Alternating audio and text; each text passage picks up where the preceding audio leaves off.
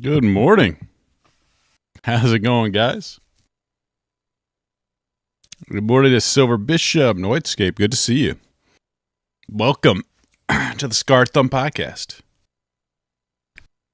We're here. We're live. Hope you all had a great week. Just planted some flowers out in the garden. It's a pretty nice morning. You know, summers in Florida are incredibly hot, but I'm always kind of nostalgic for them. I always enjoy it. I guess, for a true Florida native, it's summer's a good time.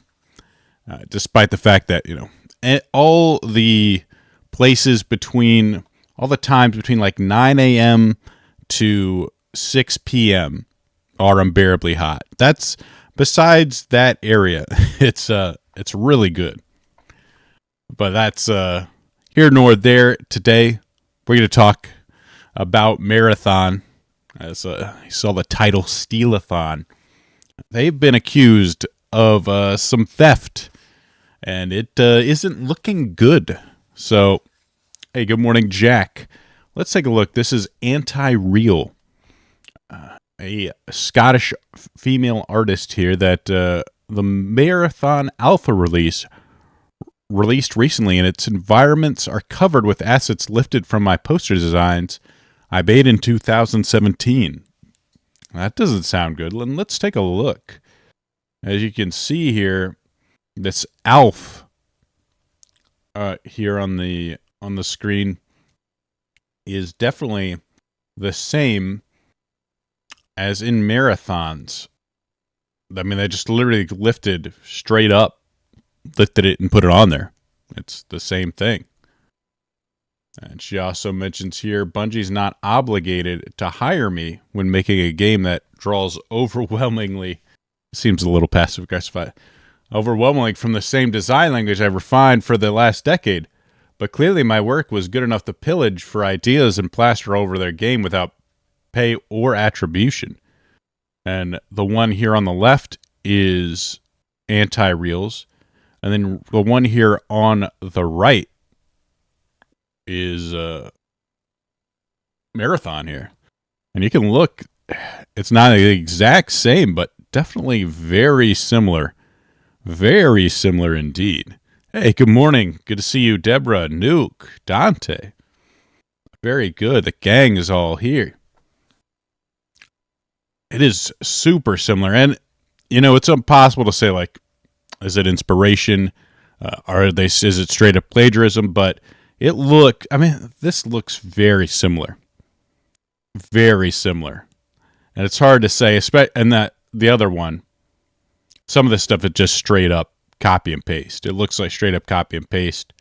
Literally my logo, she mentions, just turned upside down. We just flipped it over. It's the same thing. And I mean, like, all right, so these arrows, are they really something you can, like, copyright? What do you mean, I mean, you know exactly what I mean by you people, Jack. You know exactly what I'm talking about. I can't say because of YouTube, but, What's up, X-Runner? Oh, you're talking to Nuke. You people. Oh, yeah, just white.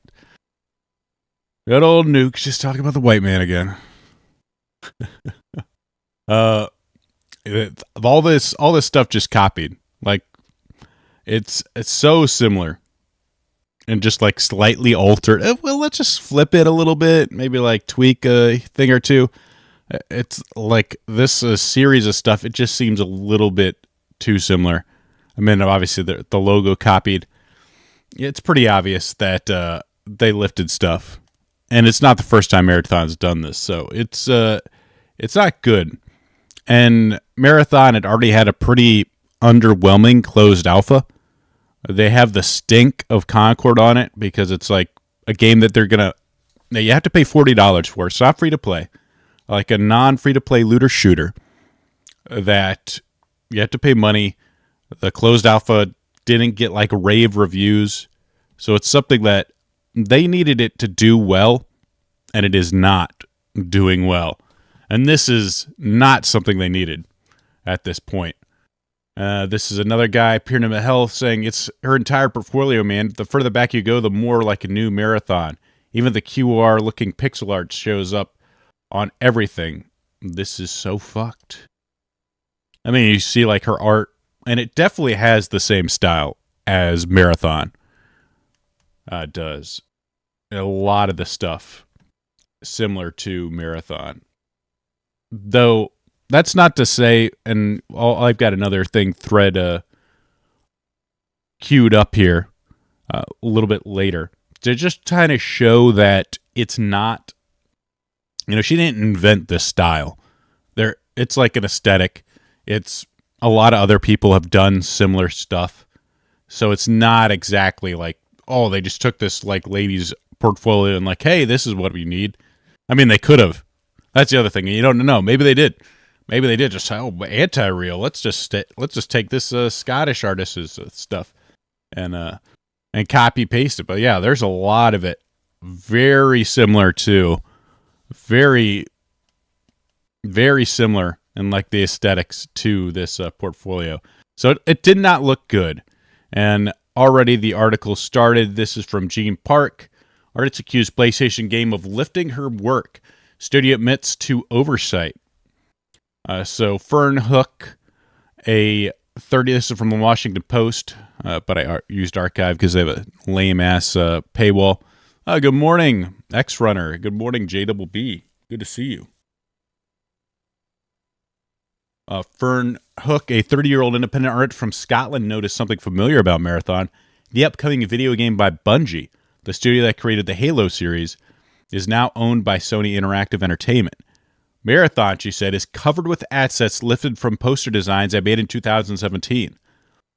All in the alpha version of the game, which allowed the general public to play early version of the multiplayer shooter. She became suspicious when the game was announced in a 2023 trailer, but nothing appeared to be derivative at first. In mid-April, content creators began publishing videos of Marathon gameplay through the alpha version, which would access later through an invitation process. She very quickly began to spot her work. Hook's futuristic iconography and font designs are posted on social media sites like Tumblr and X as far back as 2017. Similar features are seen all over the environment within Marathon. She pointed out similarities through her social media, and this is her talking here, this like interview. It was kind of vindicating to see direct plagiarism because it meant I wasn't crazy for feeling so uncomfortable with the overall direction. I mean, it does look very, very much like, I mean, you could just like look at very similar to the sort of general aesthetic of it. So I'm sure she would like, hey, a lot of this stuff looks kind of like me. And then when you see actual copying, like just actual plagiarism, it definitely kind of confirms, like, what are they doing? I kept quiet about it because I was advised to seek legal action, but I don't have enough time or money to fly out to the U.S. to pursue an unwinnable court case against Sony. And yeah, if you're a small artist, what are you going to do? Sony's going to lawyer up. Bungie's going to, really, I think all you could do is kind of like publicly shame at that point, and then hope that, they're, in order to like avoid a bunch of controversy, they're just going to like either give you some money, give you a settlement, something like that. The Post contacted Sony about the allegations. A spokesperson pointed a Bungie statement on social media. The Marathon developer said on X that it was looking into the concern regarding unauthorized use of the artist decals in Marathon, and confirmed that a former Bungie artist included these in a texture sheet that was ultimately used in games. So they're kind of throwing the blame on a former Bungie artist that he just threw it in, he just threw some of the stuff into a texture sheet. It could happen. Oh, well. But so this was their statement, trying to say, it's a texture sheet. We reached out to Anti-Real to discuss the issue and are committed to doing right by the artist. Who knows what right means in terms of a dollar amount? It's hard to say, but I'm sure it's going to be a lowball. And this is just to point out, this isn't So I just realized Bungie took inspiration from my piece in this week's cutscene. It certainly took me by surprise when I watched the cutscene. So this is another artist. So Bungie, like I said, isn't new to doing this. This is their work, and I guess this is Destiny. Or no, I know this is the guy's work, and this is Destiny right here. It looks pretty damn similar. Honestly, just straight up copying. So they are not new to doing this. There's been several cases where they've stolen fan art, copied it. I mean, this is just like, again, just a cheap ripoff of the actual art from the other thing. Just so many. There's way too many similarities here for it to not be a lift. Well, we'll make the ball bigger. We'll change the triangle. It'll be fine. Crazy. So they've done this before, and I think this is why even the Bungie people, the Bungie fans, don't have any sort of tolerance for it. They've done it at least like 4 or 5 times in the past. So this isn't anything new for Bungie. So people are kind of like, yeah, right. Yeah, right. You it's just a former Bungie employee. So this is from Paul Tassi of Forbes, who's a big Marathon fan. Stupid liberal, but a big fan of Marathon. And look at this. Like, this is, again, let's just remove literally the same thing. They just sort of removed a bit of this text, like they scuffed up the text. But this is one-to-one copied. Copy and paste job. That's insane. Marathon. So Bungie stealing Marathon art is probably the last straw. A Marathon developer Bungie been accused of and has now admitted to stealing artwork used in a current build of Marathon from an artist who published the work in 2017. He continues to talk about anti-real, matter of hours, spreading viral. There's no dispute the asset rips. Many are one-to-one in many cases that are clear to see, which is... however, this is a larger question being raised about Marathon and anti-real's overall aesthetic. Looking at the image gallery of their work, the design language the artist mentions could easily be early concepts for Marathon's designs. So there is like an overall question, like just how much did they copy? Just how much inspiration, quote unquote, did they take? Taking a vibe as opposed to exact pieces is harder, if not impossible, to prove, which is 100% correct. She didn't invent this aesthetic by any means, but the fact that there's direct copies does kind of lead some credence to its overall theft. It's too early to start naming and blaming specific individuals. They'll need to do an investigation. And of course, he's a big, like I said, a big Marathon fan. He has serious doubts about it, the ultimate viability of the PvP extraction shooter. For a while now, doubly so after underwhelming closed alpha. But to lose 1 point of pride about how cool the design, and that I think that was kind of the design aesthetic was kind of polarizing for people. But I think for people that liked it, and I liked it too, I thought it was a cool point, a positive point in Marathon's design. And now it's like, well, we kind of ripped that off from somebody. Oopsie. So it's not good. Marathon is not in a good place right now, and this was the last thing that it needed. And this is a closer up version of it. It's just, again, they just scuffed up the text. That is so that is so shit. Amazing. Like, this is straight up rip it off. It was, but don't worry, guys. It looks like Kerpa Hawks is an agency behind Marathon's branding, visual developments, identities, and typography, ARG, etc. This was confirmed by Marathon franchise artist director Joseph Cross.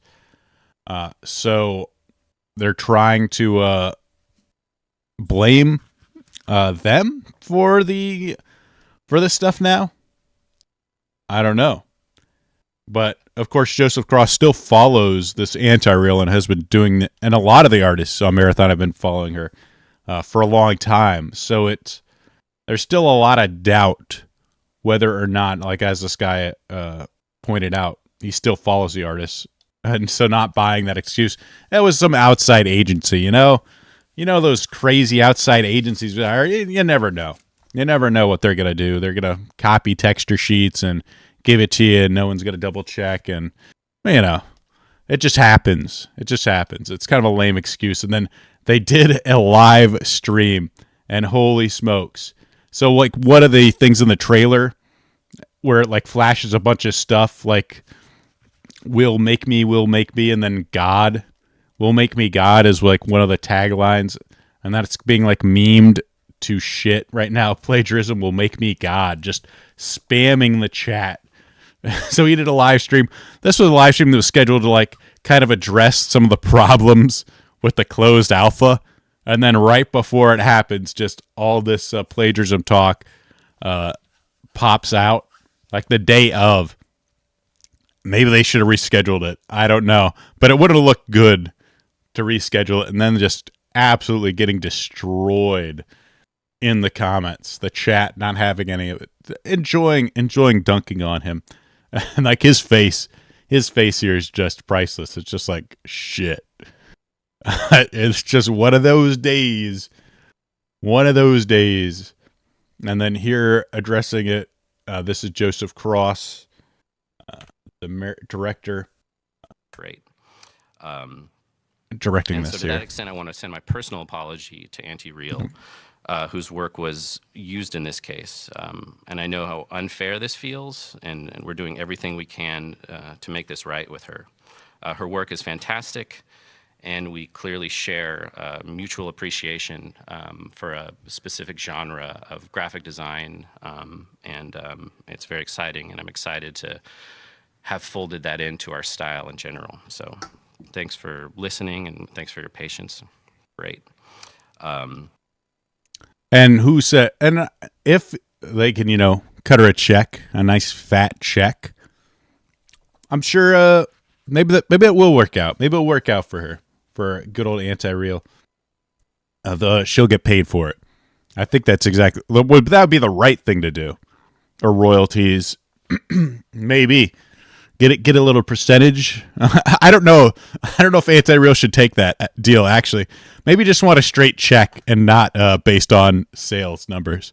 Because at this point, I don't know if Marathon's doing all that great. Let's be real. You might want to just take the flat check on that one rather than try and base it on royalties, but we'll see.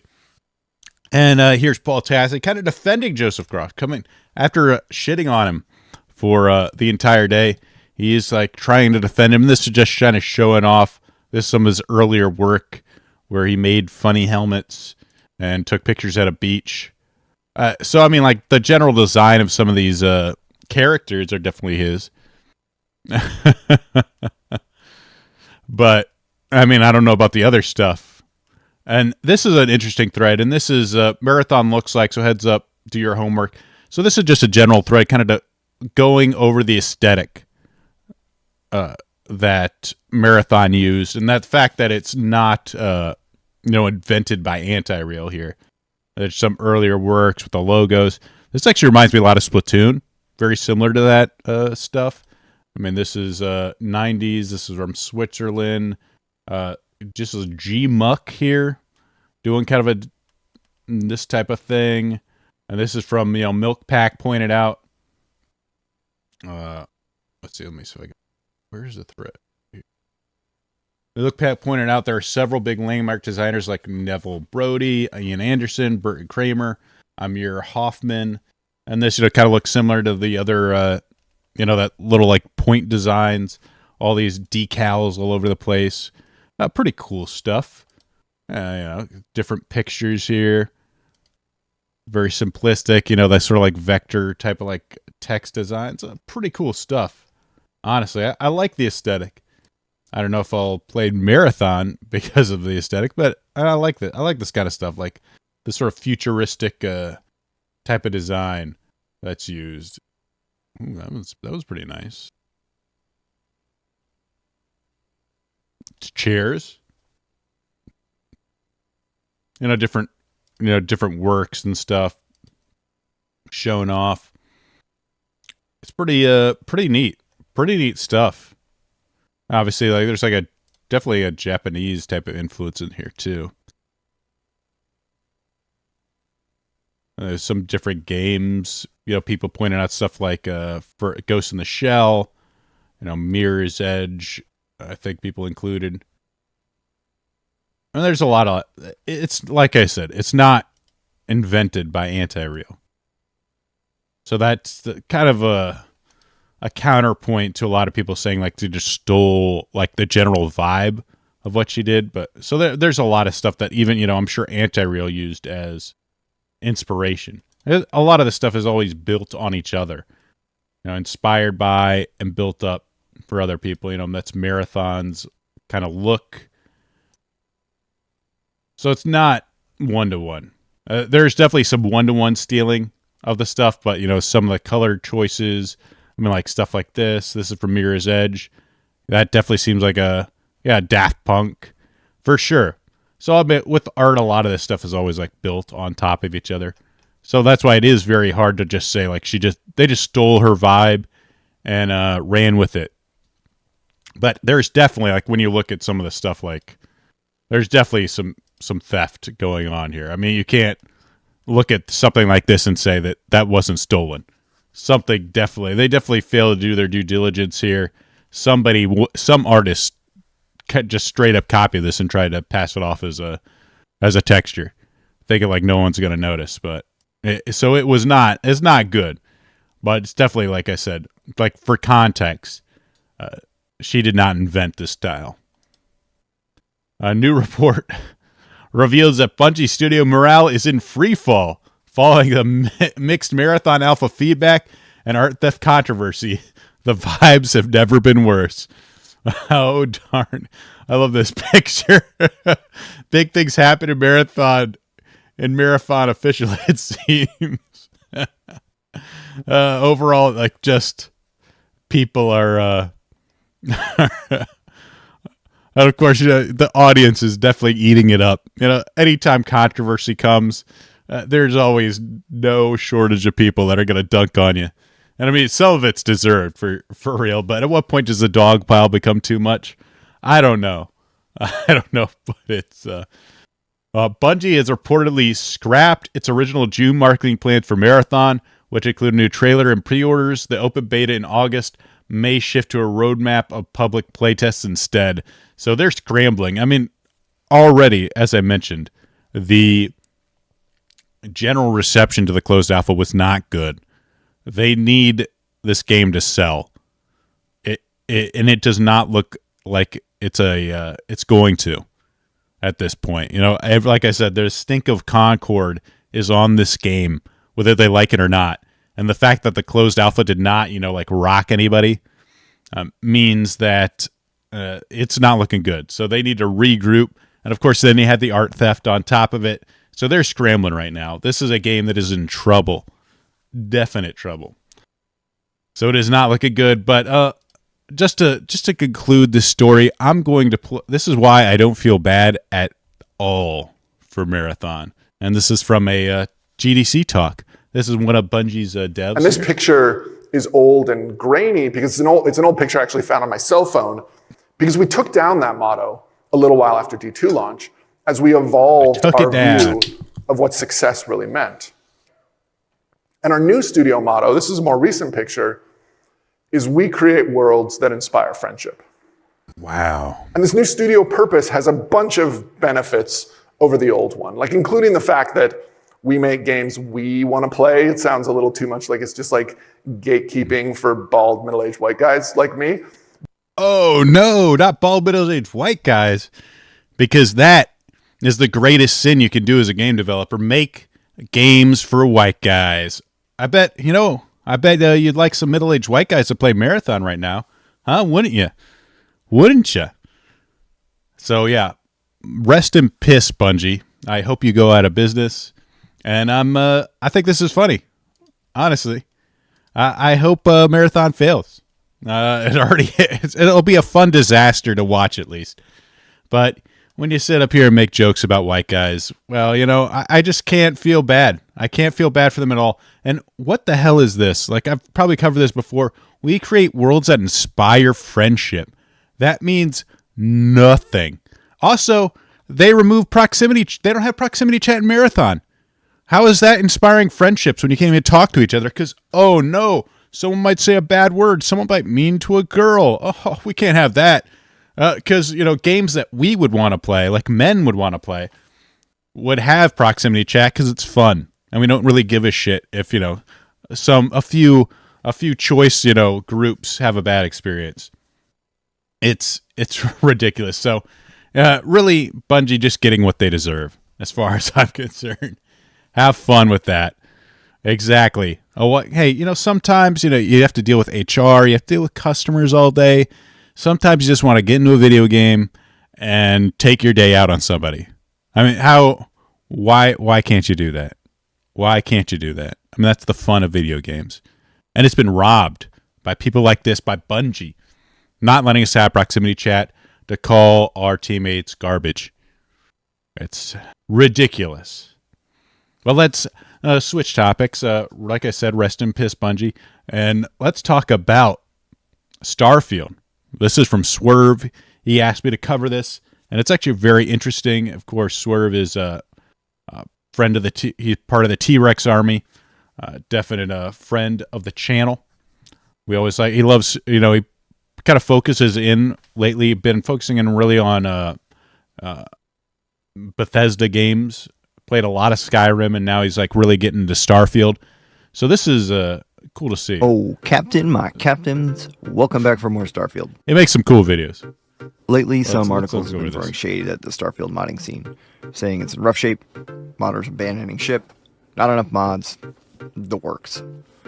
But I'm here to fix the narrative and to say that folks like Stephen Tang from Screen Rant enjoy. Ah, yes, Stephen Tang. Actually, I have no idea who Stephen Tang is, but so many of these journalists now, air quotes, kind of look like this, or they're Indians. They're really going into the third world to get these a good modded Bethesda cheap game. articles. Starfield's modding scene is thriving, and I've got the proof. Today, we're showing the stats, some of the mods, and the passion that drives this community. Fair warning, you might want to mod Starfield after this. So, what exactly is being said? For me, it's so interesting to see games like this. And I don't really I haven't played Skyrim in forever, but and I have no interest in playing Starfield. It's, RPGs, these long, super expansive RPGs just aren't my thing. And the aesthetic really isn't my thing either. But just so much of this game and its long-term success, relying on the community, I think is incredibly interesting. It's so unique to, I think, Bethesda. Maybe not 100% to Bethesda, but, it's really it feels like their games were the sort of I don't know, place where modding sort of became such a huge part of the scene. A recent Screen Rant article claims that Starfield feels like a footnote in Bethesda's history, and its failure to endear itself to the modding community might spell an early end. They point to the Starfield community patch, where the lead modder, Pickysaurus, stepped back and say it's proof that the scene is dying. They even argue Starfield lacks the magic to keep a patch team interested for less than a couple of years. Ouch, right? Alright, now hold up, let's check the facts. As of early 2025, Starfield has over 6,500 mods on Nexus Mods, with 33 million downloads. That's number 12 for mod count and number 17 for downloads among all games, even before the creation kit dropped in June of 2024. New mods hit Nexus daily, from small tweaks to massive overhauls like the Star Wars Genesis mod list or even my mod list Continuum. Screen Rant says pretty cool that failing, he made his own mod list. These numbers scream a vibrant community. The idea that you can create a custom experience, so you can change the game in a way that either A, it's different, or B, that sort of kind of craft and tailor the rules of the game to what you want is very cool. And I think for a lot of people that want a harder game, that want games that are more challenging, that isn't designed for like the common audience, like let's get everybody we can get into the game. Mods are a way to do it. Like, enemy count or just overall really challenging and hard. Very similar. Like, I know a lot of people like complaining like Ninja Gaiden 4 looks like it's going to be kind of made dumbed down in a way, but simplified, a lot easier, a lot more accessible, quote unquote. There's quality of life changes. So it's never going to be as hard as like the really hardcore Ninja Gaiden 2 fans want. And I mean, at what point, what options do you have? If the team's gone, Itagaki's gone, one of the only ways you can do it is to do it yourself through mods. So it's a very cool. The community patch. It's a very cool idea. It's not abandoned. They're recruiting new leads, and other modders are still dropping updates on their mods as well. I think it's really cool that you can have these projects that involve multiple people. In progress. A novel in progress. It's a very interesting focus scene. On a few folks stepping back, like the community patch team misses the bigger picture. I would think it's odd that Screen Rant's making video game articles. I don't know. Modding is a passion project, and life happens. One modder even cited adopting a puppy as their reason for a break. But the scene's not slowing down. Oh, that's a good Projects reason. like Star Wars Genesis are adding new factions and planets all the time. They got while Dark Star lightsabers. by Wicked Gaming delivers an endgame overhaul. I also have my own mod list, Continuum, which now includes over 400 mods, counting both Nexus mods and creations that I'm working on and adding to all the time. That's really cool. Like most ventures in life, turnover I won't play the whole thing, is normal. but I mean, you get the idea. What he's saying is, basically some team members from a big project stepped back, and now, of course, journalists just want to make some clickbait article on it. But the reality is plenty of people are still making stuff, and I thought Starfield had like a pretty bad launch, but I guess it did sell a lot of copies. It just didn't seem to get like a lot of acclaim when it first came out, but. You with your mod teams and dedicated communities, it could definitely become something different, something even better than what it was before. So thank you, Swerve. And if you haven't, please subscribe to him.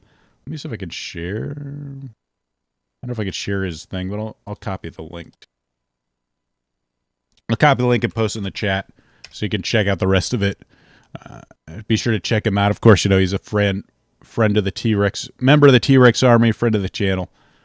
We've been doing stuff in Ryan's channel for a long time, in the digital Ryan stuff. So definitely check it out if you're interested in Skyrim, Starfield. I'm not sure if he's doing as much Skyrim stuff as Starfield stuff lately, but very cool stuff happening over there. This man is just. So they released this chatbot of Darth Vader in Fortnite. It has James Earl Jones voiced as an AI, and man, there's just something about this. I don't know. I sense uncertainty, apprentice. Is the Jeep Wrangler proving less inspiring than you initially believed? Man, there's something about James Earl Jones dead AI voice saying Jeep Wrangler. That I don't know. There's just something disturbing about it. Yes. Then I see little purpose in it, apprentice. Maintain your focus. The Force is a far more potent ally than any Jeep Wrangler. Should I destroy the Jeep Wrangler, Darth Vader? Destroy it. Does its continued existence offend your sensibilities, apprentice? Yes. Then let us proceed with the destruction. The Force will guide us.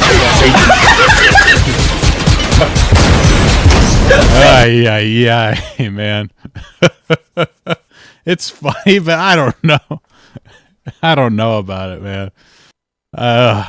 And the family of James Earl Jones, which I'm sure is enjoying the checks from the royalties of AR Darth Vader being in Fortnite. James Earl felt that the voice of Darth Vader was inseparable from the story of Star Wars, and he always wanted fans of all ages to continue to experience it. We hope that this collaboration with Fortnite will allow fans of Darth Vader and newer generations to share the enjoyment of this iconic character. Now, as he inquires about the Jeep Wrangler. Just there's something weird about him saying brand names. That's so off-putting. It's I don't know. I don't get it. I don't know if it's really being treated with the sort of gravity that Darth Vader deserves, or James Earl Jones, performance does. But I don't know. There's something I'm saying Jeep Wrangler that just seems so, I don't know. Proving less, inspiring certainty, apprentice. Is the Jeep Wrangler proving less inspiring than you initially believed? Darth Vader saying Jeep Wrangler. And I'm just picturing a future where Darth Vader's just like promoting various products. It's just, oh man, I don't know what talking about the Jeep Wrangler. Who knows what he could do. Various different toys. Who knows, but it's definitely something, definitely a thing. I haven't really like processed it yet. Just where could this go in terms of old actors and DMX promoting some sort of like Hennessy, AI DMX doing a Hennessy commercial or some shit. Who knows? But it is funny, and there's like tons of videos out there him saying like slurs. Always fun, of course. It's an AI chatbot, so it'll repeat some of the stuff you said. Him saying Hatsune Miku is very odd as well. Yeah, I'm sure the Jones family is enjoying the checks. I hope they're getting paid well for it. As this performance, yeah, him saying like woof woof or like meow, just typical AI fun that they're having. It's weird though. There's something about him saying Jeep Wrangler that I'm like, I don't really like this. I don't like it. There's something about it that's like transhuman and a little bit upsetting. But maybe it's just harmless fun. Maybe that's just me. Stellar Blade, #1 selling game on Steam in China. That is not out yet, but the pre-release. Tupac doing a commercial for Glock, exactly. doing a commercial for PrEP. You gotta none of that gay shit. Get PrEP so you won't get AIDS. I'm sure he was gay too, along with like every other rapper, but that's here nor there. Stellar Blade is the #1 best-selling game in China. Pre-orders are doing well so far. It's good to see. Anything would be funny. But oh no, P-Rat Nation. This is his 9/11 right here. Is game that reposts like screenshots of Eve here and say this is what gamers want. Let's post that for the 100th time. It unfortunately has de novo on it. DRM de novo. Oh, it's over. Gamers very hyped. Remove de novo. He's going to lead a crusade to remove de novo. I thought it was funny. P-Rat Nation, I use some of his stuff, but I think the account overall is pretty trash. It's a pretty trash account. And though this was kind of funny, I guess there's a lot of region locks on a bunch of countries, and it kind of looks like the same list as the PSN requirements. So a lot of people think it was due to the PSN, but apparently Stellar Blade does not require a PSN account, which, good on Sony for actually changing that shit.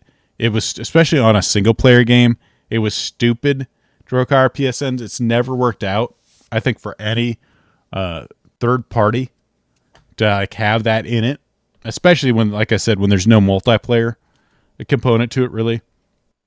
So they don't have it, but it's still region locked, and apparently on Epic it doesn't block them. So it's just like a Steam issue. So I don't know if Steam just decided immediately, or maybe there was a Sony issue. It might be cleared up in the end where they get it unregion locked, but it's kind of funny that happened. But Stellar Blade, it seems to be doing very well. A lot of people are really hyped for the PC release because, of course, we were talking about mods recently. Everyone wants the mods. What's going to happen with the mods? Everyone's like, oh man, mods. because I mean the game is obviously sells sex very heavily, and of course when you have mods, the sky's the limits on that kind of stuff. So interesting to see.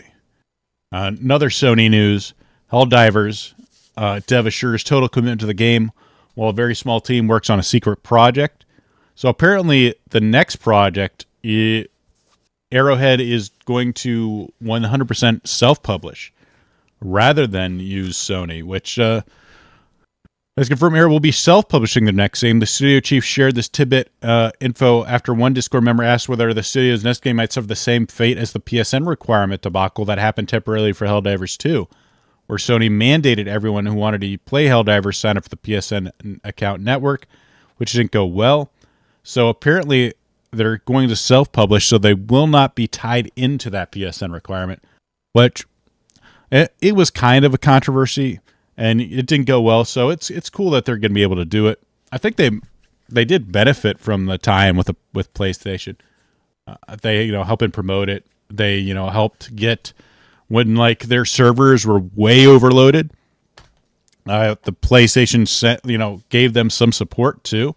So, I mean, they did benefit from it, but, if they're big enough and they're able to sort of keep a big enough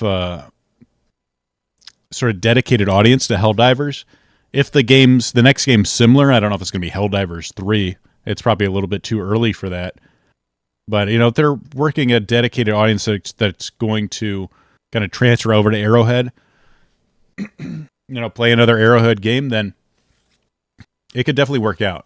And you wouldn't have the extra baggage that comes from the Sony tie-in. Man, all right. Let me take a drink here. It's time for the Nintendo Defense Force Nintendo Defense Force section of the stream. So Nintendo is likely to become the primary partner for third-party publishers over the next gen, analyst firm forecasts.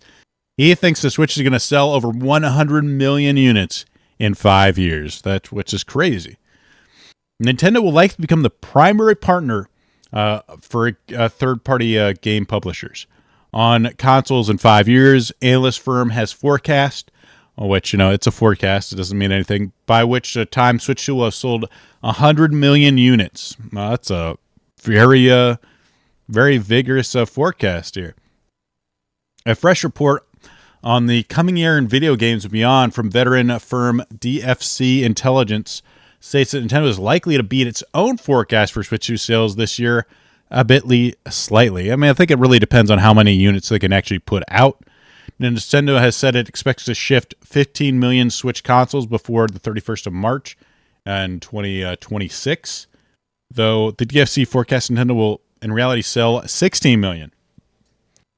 Enough to say it is beat expectations. With supply chain improvement, sales could be even higher still, as many as 20 million. Who knows? I mean, the pre-order has done very well. Reflecting its historically conservative approach to new product forecasting, Nintendo is estimated to sell 15 million, though they expected, of course, 16 million. When the original Switch launched in March 2017, they projected 10 million units for the fiscal year, but ultimately sold 15 million units in that period. Based on that track record, the fact that Nintendo is forecasting 50 million units is us confident that they will ramp up supply and navigate tariff challenges. And of course, they mentioned that GTA has been delayed. Obviously, Sony and Microsoft has expressed interest in launching their own handheld devices. I don't think has that ever worked out for any console? Like, Sony already tried the PSP. Maybe Microsoft can make, like a handheld, like ROG Ally type of thing.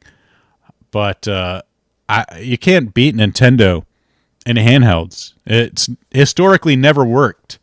So I don't know if this is a good idea on Sony and Microsoft's part. And I think the fact that the Nintendo's managed to tie in both their sort of like home console and a handheld into one product, I don't know if they're going to try and copy that too, but it definitely works for them.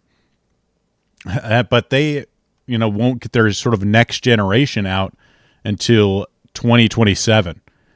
So by launching the Switch 2 now means that it's several years of a head start on the PS6 or the next Xbox. Who knows if even the next Xbox is going to come out, but maybe. DSC forecast by the end of 2023 that'll sold over 100 million units, and maybe they can. It's hard to say, but I mean, they do have a huge head start on the next generation of stuff. They're going to have a lot of third-party support, I think, and if they can kind of move the stuff from the Switch 1, like if third parties making stuff available for the Switch, like indie devs or like smaller games that aren't super graphically intensive, if it's really easy to make it for the Switch 1, which already has 100 plus, like 150 million units sold, so it has such a huge install base that you can, if it's easy to move it, make a game for Switch 1 and put on the Switch 2, it's just going to be a no-brainer to do that as well. 152 million right now after 8 years. So, I mean, it's looking good. It is looking good for the Switch 2. They don't have a lot of competition. GTA got delayed. The newer releases of Sony and Microsoft aren't coming for a few years. So they got a lot of head start. So they might have already won this generation console war. It's hard to say, but I don't know like what PlayStation or Xbox might have in store that could potentially beat it. But if their idea is going to be handhelds, that's going to be a tough sell, because the thing is, Nintendo, you can't there's a limit to just how well handhelds work in terms of graphics. Like Sega tried it with the Game Gear, where like, hey, or it's almost like a Sega Genesis in your hands, but you have to have like 6D batteries in the damn thing. I don't remember. Maybe it was C's, but it was huge. It was huge. And it didn't last that long. Like the battery life has always been an issue. And even the Switch isn't, super great on battery life. But, if Sony and Microsoft has always had they've always focused on like hardware. So it's hard to make a handheld that's like super good on hardware and still functional as a handheld. Like, so how is that going to work? It just never seems like a good idea to compete against Nintendo, because Nintendo focuses a lot on software, on its, first party. It always has that, that ace up its sleeve, that it has Pokemon. It has Pokemon, for God's sake. How can you beat handheld Pokemon? They don't have franchises that can go up against it. I had the original big ass Game Boy, even the lamp attachment. I did too. I had the lamp attachment for the Game Boy Color, which is a little bit smaller, but yeah, that was awesome. Of course, once they did the backlit screens, that was like 10 times better. But man, I do remember the old Game Boy. The back plate had been missing for like years upon years, and we just had tape on it to hold the batteries in. It was a lot of fun, man. Oh, that's classic stuff. But Switch 2 looking good, and it's getting free upgrades for Link's Awakening, Mario Party.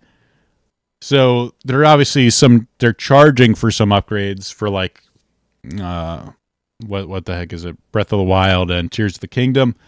But some stuff's getting free upgrades, and it mostly looks like visuals optimized for Switch 2 display in high resolution TVs for improved image quality, frame rate. So it looks like stuff that classics for the Switch 1 are going to play even better on the Switch 2, which is very cool to see. And they're not trying to charge you money for it, which is probably a pretty good idea. I don't know. Good idea, Nintendo. Just optimizations. And of course, some game share supports. Up to 4 people can play Super Mario 3D World, sharing locally or playing online via game chat and a Switch Online membership.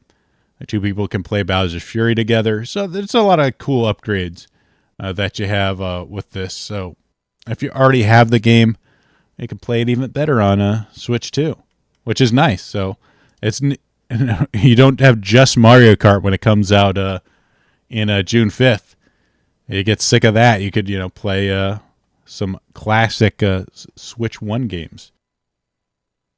But moving on from the Nintendo Defense Force sector, this was something Red Hawk, and this was going viral this week, but that teabagging and diddying is a bannable offense, effective immediately. Apparently, this is fake. I went to like some research to find like an official source of this, but apparently there is none. Wait, this is got that out of order. So this is from Destructoid. Can you get banned for teabagging in Call of Duty? So game developers have been cracking on toxic behavior, blah, blah, blah. Voice recognition to monitor the chat. And they've really fluffed this out.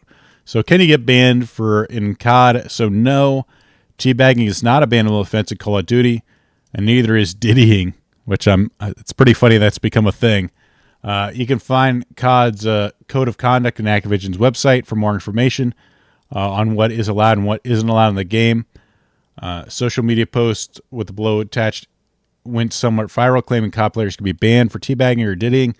The image in question is fake, fabricated by someone for an unknown reason.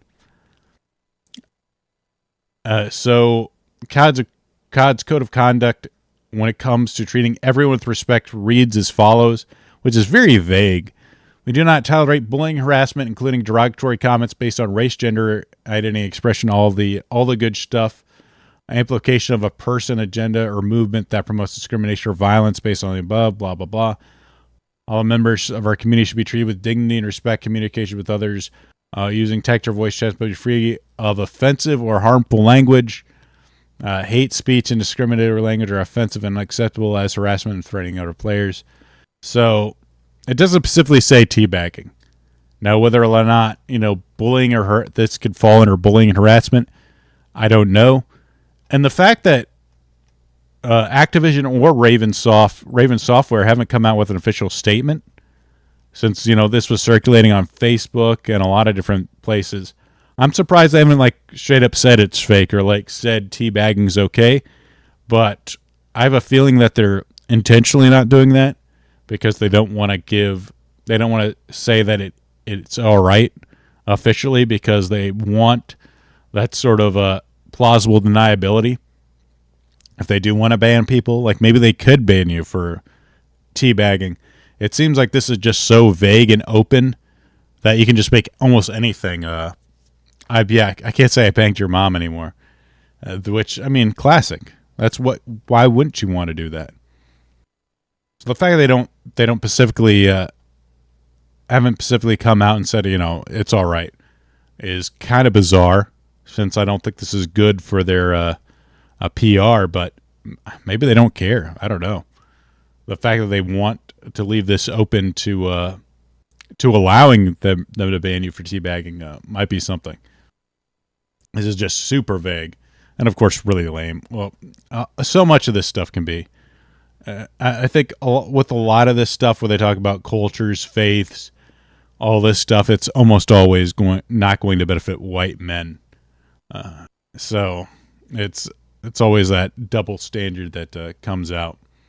But at least this is so far been seen as fake, which is good. Teabagging and diddying can remain. This I might do a longer section on, but this came in to my feed, and it's amazing, just amazing how bad this looks.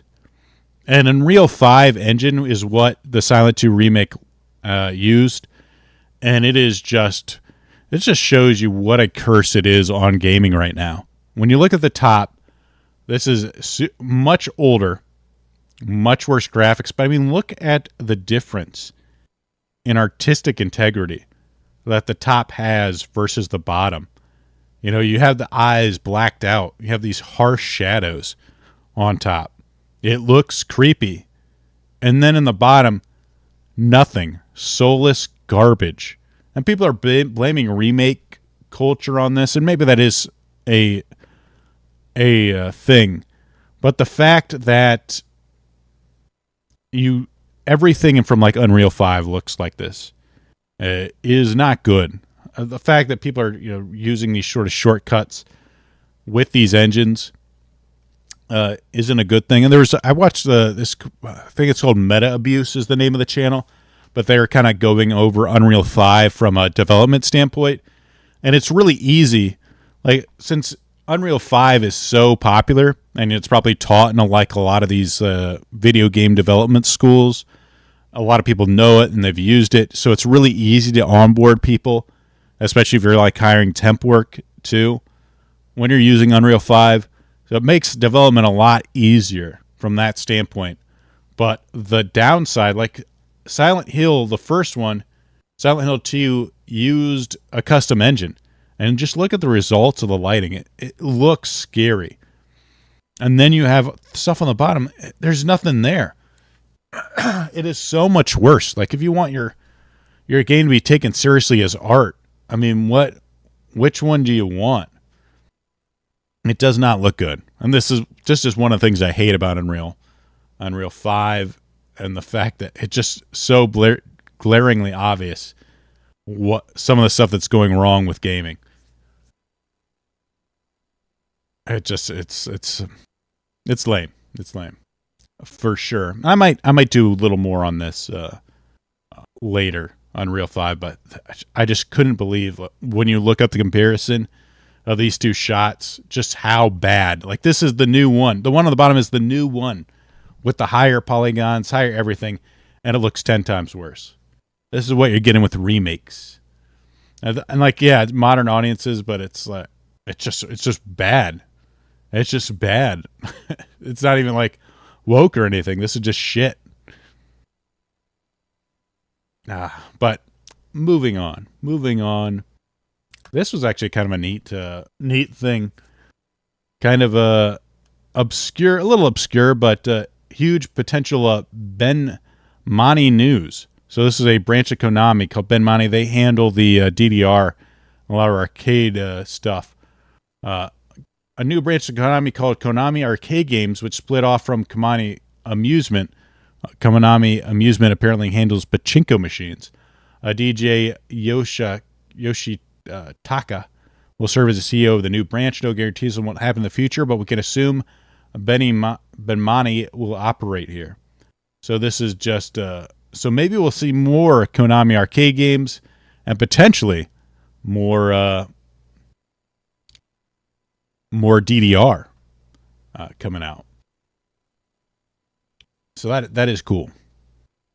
And now we come to the game of the week. Last week we played StarCraft 2. I finished the campaign there, and now I am enjoying the campaign of StarCraft 1, the classic. One of the biggest influences on RTSs, just a gigantic, and really in Korea, still insanely popular. RTS, one of the Brood War is still played extensively, has its own pro scene, maybe one of the biggest esports scene in gaming, and it's been around for is it 20 plus years at this point? Really amazing game. Honestly, in terms of the art style, and I have StarCraft 2 pulled up here. The old 2D graphics just have a character, and this is the remastered version of it. But I think a lot of ways the game this has a character all its own. That's, I think, in some ways better than the 3D models of StarCraft 2. It just looks really good.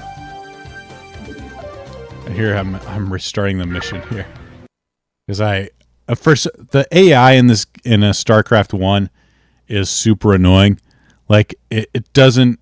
It needed some work. I think that's probably one of the worst parts of the StarCraft 1 campaign is the AI.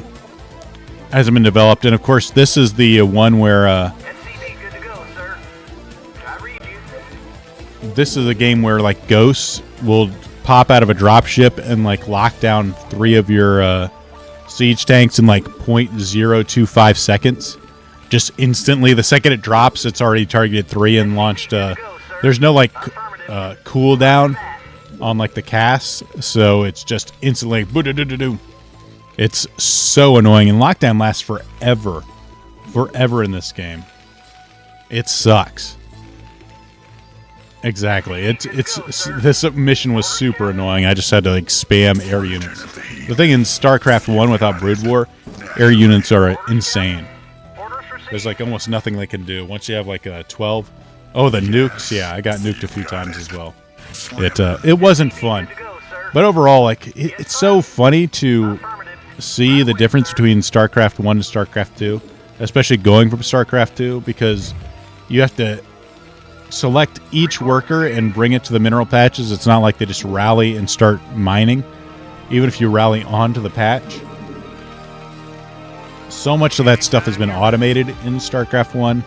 A lot of the pathfinding feels a lot smoother in StarCraft 2, but the fact that there is a lot of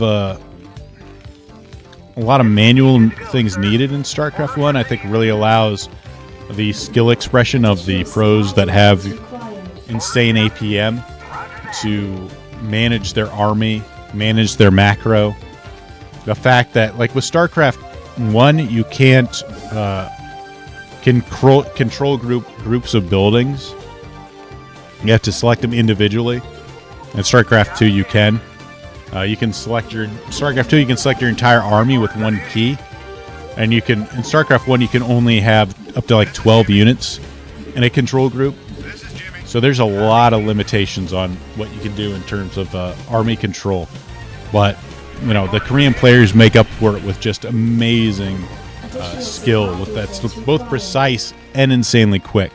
The fact they can do all this stuff at once. Turtle builds while battlecruisers winning. Yeah, that's definitely a great strategy in the campaigns that I've used a few times. Because I mean, they cheat. They cheat like crazy. These AI, so you can't really feel too bad for it when you cheat yourself. When you go with the cheesy macro up rush with a giant tier 3 units. Korean Battle.net puts me to shame. It's insane. They're insanely good. The Koreans are so dominant in StarCraft 1. But we had really good campaign. I don't have any of the. Actually, wait. I think at the end I have some of it. Can give you a preview of the CG. The early CG looks like is something else. It's amazing how far it's come in the days. It reminds me of like the old Money for Nothing and Chicks for Free, kind of like MTV video. Back in the day, this was amazing 3D graphics. It's like, whoa. I come to you in the wake of recent events to issue a call to reason. Let no human deny the perils of our time.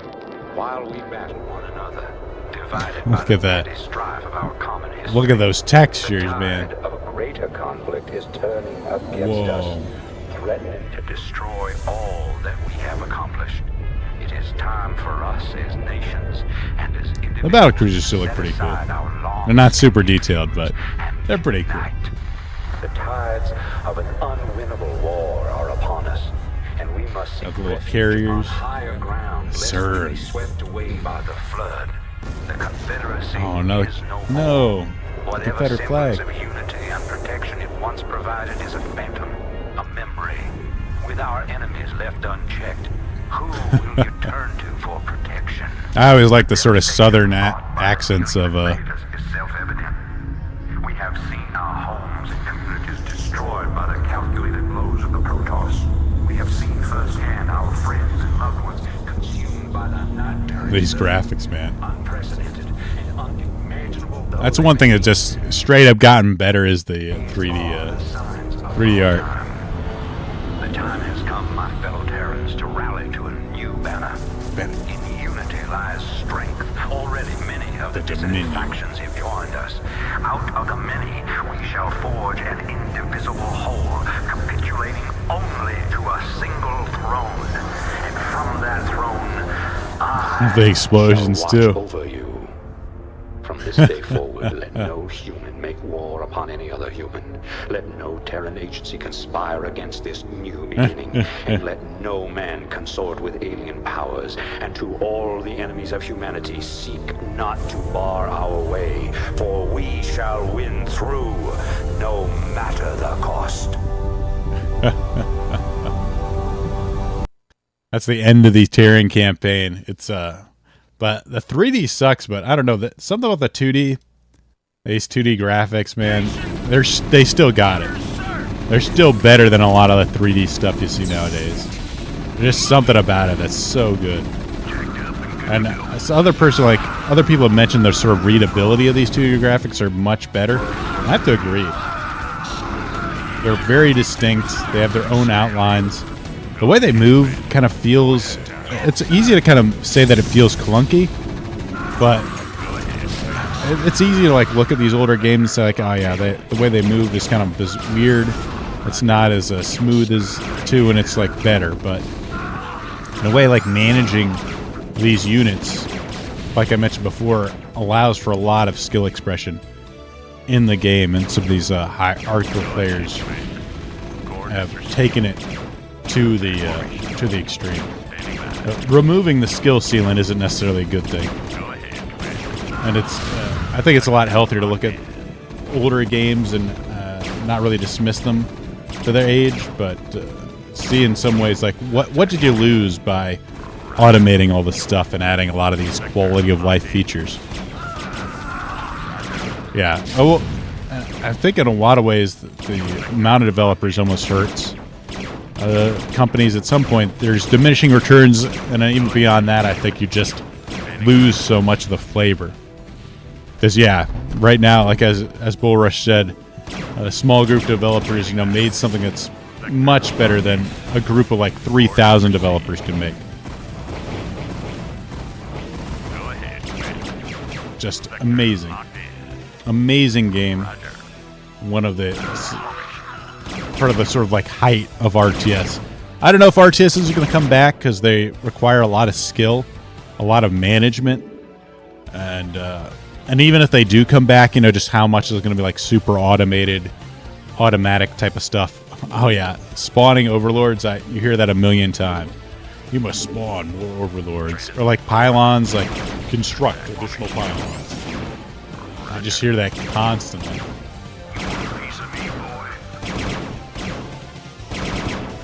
In this one at least, I just made sure to keep on making supply depots. And siege tanks were so good in the original StarCraft.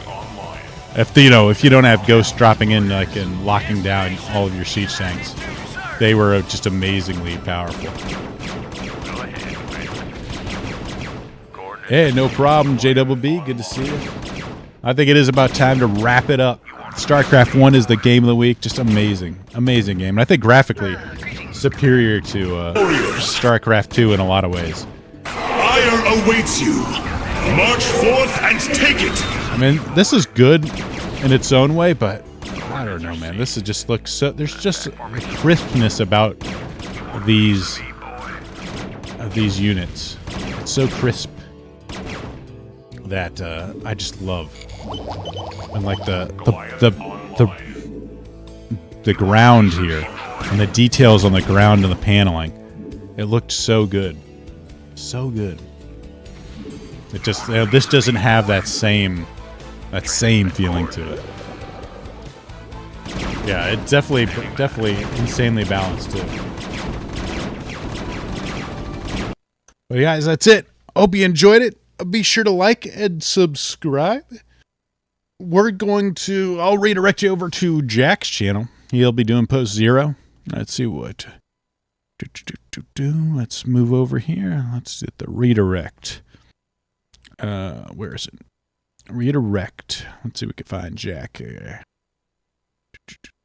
Post 0, the real reason your girl is hiding her best for someone else. Ooh, spicy topic. Thank you as always for joining me. Really appreciate it. And we'll see you next Sunday. Goodbye.